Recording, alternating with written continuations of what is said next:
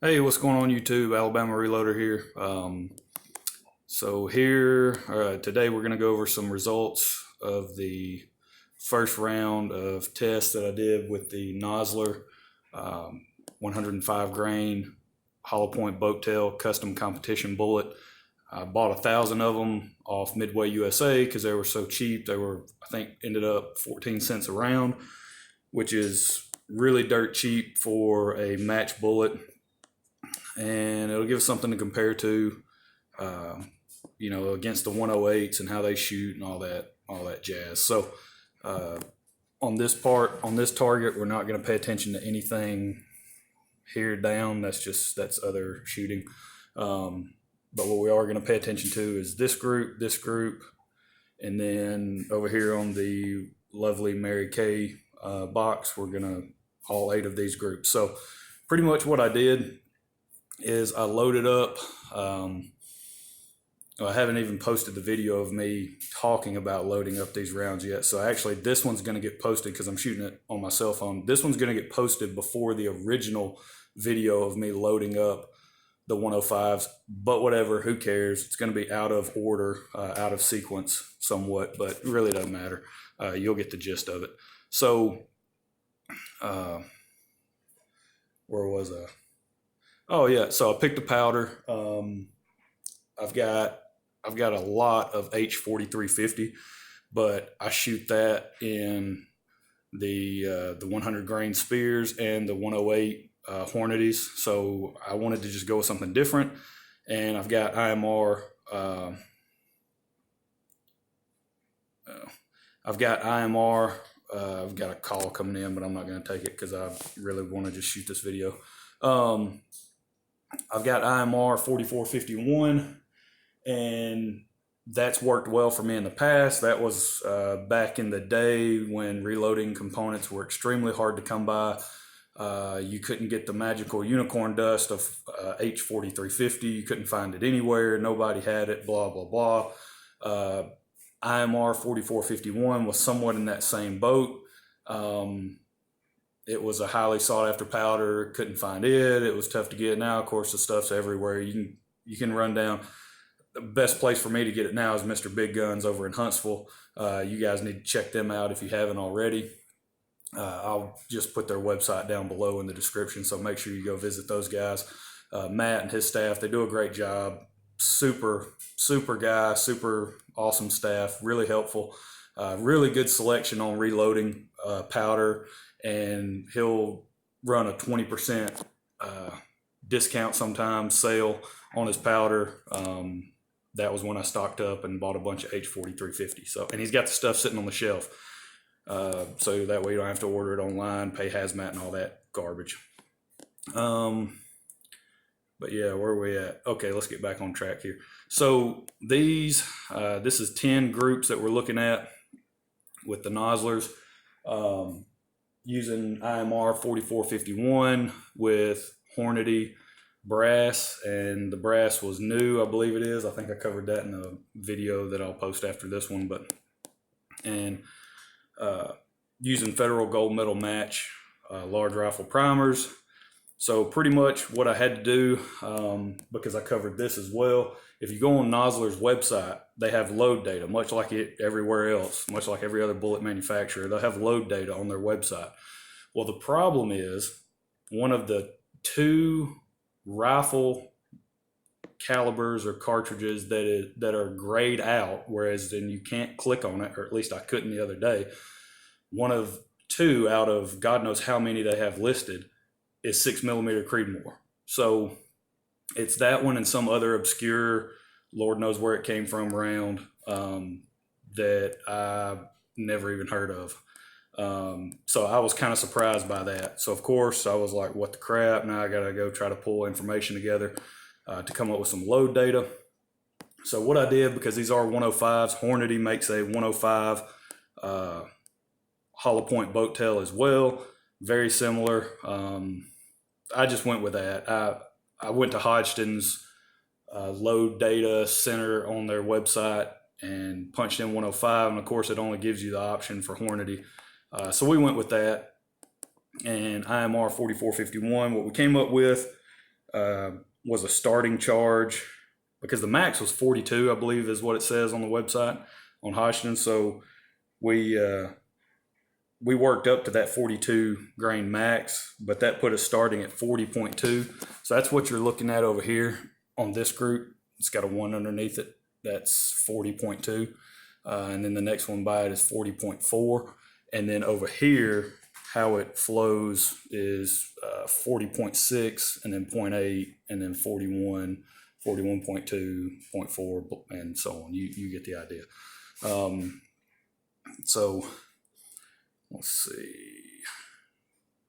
I loaded them at 2.80 inches for the overall length, and that was just cartridge based to tip. So it's not to the ogive and all that fun whiz bang acronyms that people like to throw around. I just freaking measured it to the bullet tip, and I went through, and because there is some deviation in overall bullet length with these, so I did go through and I seated them long to begin with, and so that way I could come back and seat every one of them as close to 2.800 as possible. I had some at 2.798, 799, 2.800, 2.801.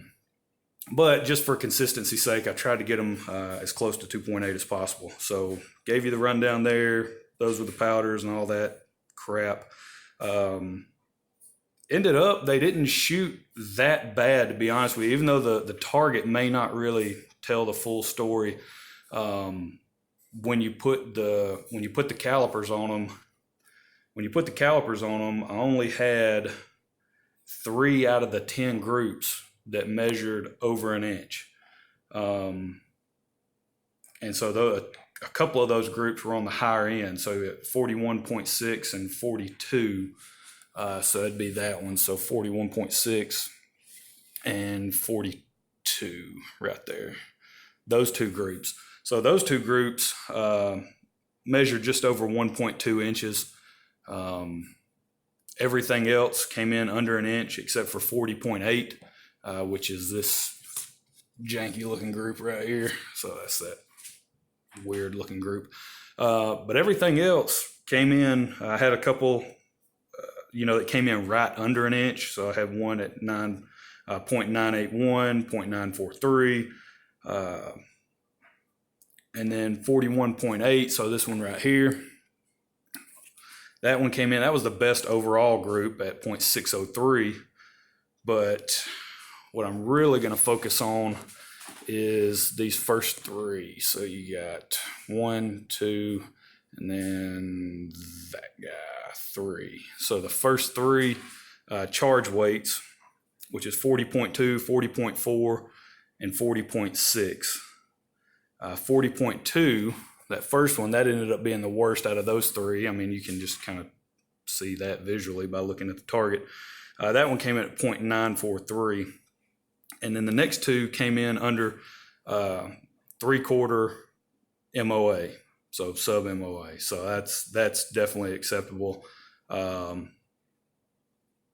my book. With a 14-cent bullet, I think that's pretty good performance, especially on our first go around. We haven't tweaked or adjusted anything. These are just sort of the starting numbers baseline that we're looking at. And so my thought process here, and I didn't have the chronograph. My brother has the chronograph, so I wasn't able to get any velocity data on these groups. But what I'm going to do is start at 40.4. So we're just going to kind of, not even worry about that first group, but start at the second group. And we're going to go 40.4, 40.5, and 40.6 on our load. So ideally 40.5, really all 3 of them, if we can kind of replicate that 3/4 MOA grouping, if we can replicate that, then I'm going to feel pretty confident about this round moving forward. And, as long as we don't have any point of impact shift, anything crazy happening. because if we get pretty consistent results out of 40.4 and 40.5 and 40.6, if all three of them come back as pretty good performers, then I'll settle at 40.5 and call that a known good load. And then from there, the plan will be to tweak overall length and things of that nature. Then we can start playing with it that way.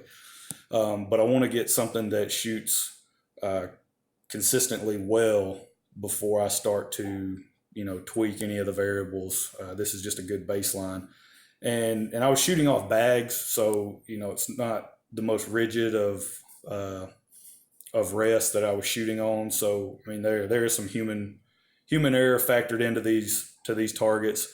I did the best I could, shot the best I could, but at the end of the day, some of these groups may be a little bit tighter than they should have been, and some of them, I know for a fact, some of them opened up more than they should have because the shots were, my fault.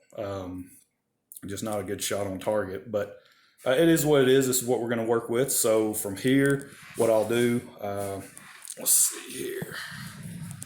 So I've already got the next round of brass. This stuff is once fired, but it's been prepped and ready to go. The RCBS Charge Master has been warming up now for the recommended allotted time per the manufacturer, blah, blah, blah. Here's what these dudes look like. Yeah, these things are pretty sharp. Long, sleek bullet design there. Really nice. Hollow point there. Yeah, and I was kind of surprised. I might have mentioned that in the video when I got these in, that they actually came in the Nosler custom competition box. They came packaged $250 to a box because I bought bullets off Midway before, and they're just sort of, they're repackaged Midway. I think I even have some up here. Yeah, right there. The one with the white label. That guy. That's, I believe that's some 7mm stuff. And I want to say those were just repackaged because it's just a Midway label on the box. So I was pretty surprised that these actually came in the Nosler box. So that was pretty cool. I was kind of worried about that after I bought them. I was like, I wonder if they've been handled, pulled out of whatever original packaging and, handled again and whatever. But so far, I like them a lot, and we'll just keep tweaking them and seeing what we can do with the load. See if we can dial it in a little more, maybe half MOA consistently. That'd be excellent in my opinion for a bullet that was that cheap. So that's it. Don't forget, go check out Mr. Big Guns in store, Huntsville, Alabama. If you're local, or you're coming through, or you're staying, for the weekend, whatever. Here on business, who cares? Go by, check those guys out. Make sure you let them know I sent you. And definitely, you can find some really great deals over there. Not reloading related, but just as an FYI, I was in there and I found a Glock 19 Gen 3. The thing looked brand new, didn't even have holster wear on it, for crying out loud. Looked brand new, and it was $300. So not a police trade-in.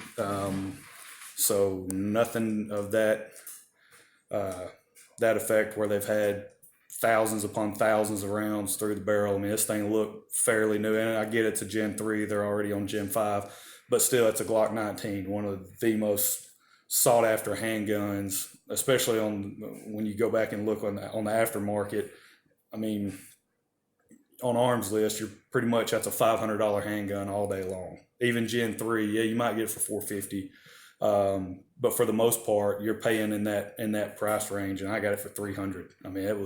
That was a smoking deal. So those kind of things, really good deals on firearms, accessories if you need those. Anything if you want to build an AR or build a rifle or something to that effect, if that's what you're into. They have plenty of Aero Precision stuff. They have great optics, Crimson Trace. They've got, they're an Athlon optics dealer, which is where I got my Midas TAC scope from. Just overall great place to go shop. So, but that's it. that's where we stand. You'll see this video prior to the one that should come before it, chronologically speaking, but who cares? Just go watch both of them. And if you got any questions or any suggestions, and if you've shot this bullet before, that would really be cool. If you've shot this bullet and you've had good success with it, is there a load or a powder combination that you found that worked really well? Because right now this is just IMR 4451. I plan on probably testing different powders down the road because I have so many of these bullets, about 1,000. But if there's a powder other than H4350, I would assume it would shoot well with that powder. So we're going to go with something else, a different brand, maybe Alliant, powders or something like that. We're just going to try other powders on this one. But that is it, boys and girls. So there we go. Next round of loading is about to take place, and hopefully we'll be talking to you guys again pretty soon. Maybe with another range video. So we'll see. All right, appreciate it. Y'all have a good one.